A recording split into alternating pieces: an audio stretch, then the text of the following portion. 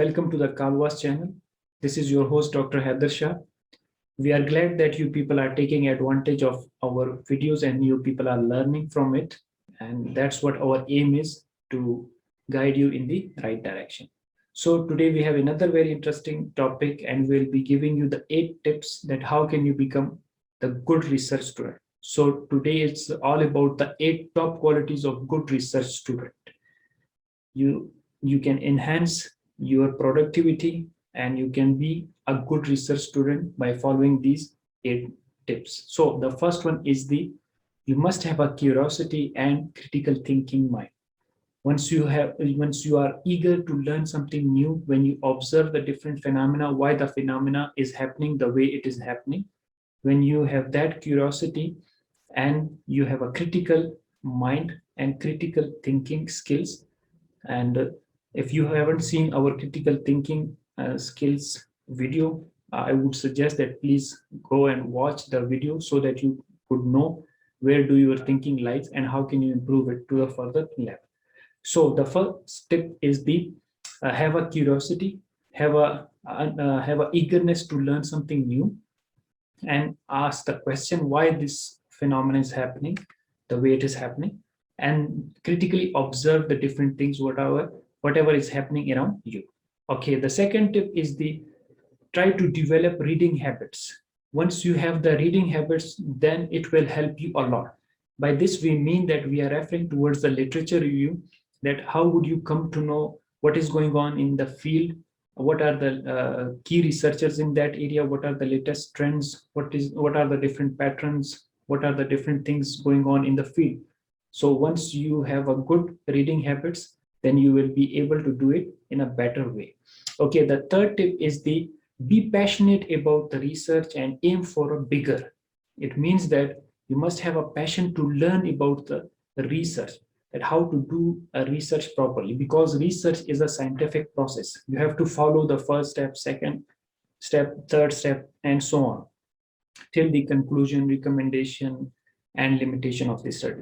So you need to learn the research process. For that, you must have a passion in order to learn research properly. Okay, the fourth tip is that be self-organized and self-critic. That is most important point. That how can you be organizing yourself, your activities, and then by self-critic we mean that how can you improve yourself.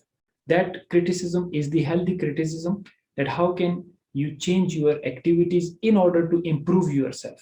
So when you see yourself from critic point of view, that how can you improve yourself, that will help you a lot in the research. Okay, the fifth tip is when you actively participate and attend the seminars, conferences, and workshops. When you are active participator in these kind of activities, you will come across the different researcher, you will see the different speakers and experts. You can take advantage of their knowledge, and you can take their recommendations, suggestions, and you will learn something new which is going on in the field. Okay, the sixth tip is you must open to share your concern and question with your supervisor, your seniors, as well as with your colleagues. When you are open and you are sharing your concerns, that will help you a lot, because you will get a lot of recommendation and suggestion. But at the end of the day, you are responsible for your own things, and you have to decide what tips, what advice, or what suggestions you take from your peers or seniors or your supervisor.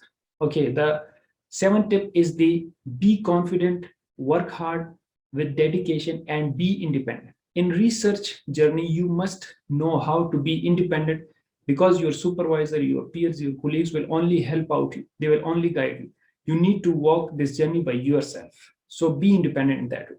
And the last 8th tip is have a patience and commitment, but don't forget to enjoy this journey. So when you enjoy this journey, you will love to walk that journey, you will have a eagerness to learn, and you will be passionate about it. So above everything is what, have a patience, because it's a long journey, it's a hectic journey. Again, it will be a difficult one. So once you have a strong commitment, iron commitment, your will is strong like iron, and you enjoy this journey, then you will not get bored of this journey and you will be successful. So I hope this video will help you and wish you good luck for your PhD journey. Thank you for watching, and don't forget to subscribe this channel. And if you have any comment for us, do write in comment section, as well as you can email us at info@carvas.com.